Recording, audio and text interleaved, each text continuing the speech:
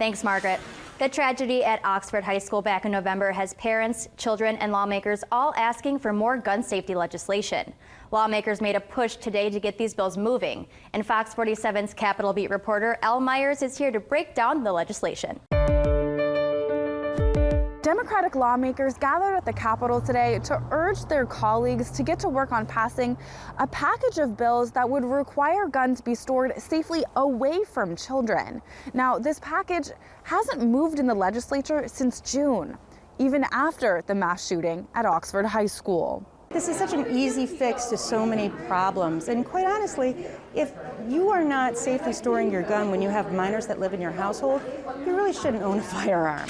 Two of the bills would require guns to be stored in a secure lockbox, in a location that, quote, a reasonable person would consider safe or secured with a locking device. These are dangerous, deadly weapons.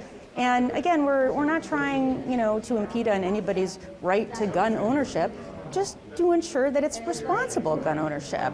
Additional House and Senate bills aim to make gun safety devices more accessible by making safes, locks, and trigger locks exempt from sales and use taxes. I'm your Capitol neighborhood reporter, Elle Myers, Fox 47 News. As for an update at Oxford, families and students are still trying to heal after the deadly shooting that took the lives of 4 students. The accused shooter, Ethan Crumley, has been charged with first-degree murder. He plans to pursue an insanity defense for his alleged role. His parents, Jennifer and James Crumley, are charged with involuntary manslaughter in the case. The hearing is expected to resume on February 24th. But gun safety legislation is not the only action people want taken. The Macomb County Prosecutor's Office says it is taking action against students who make so-called kill lists, and those students should be prepared to face consequences. We send you over to Peter Maxwell in Detroit as he learns just what consequences these students could face. Since the Oxford shooting, there have been 40 cases of teens in Macomb County making kill lists or hit lists. Prosecutor Peter Lucido is cracking down. They may think in their minds that this is acceptable or that this is just a joke.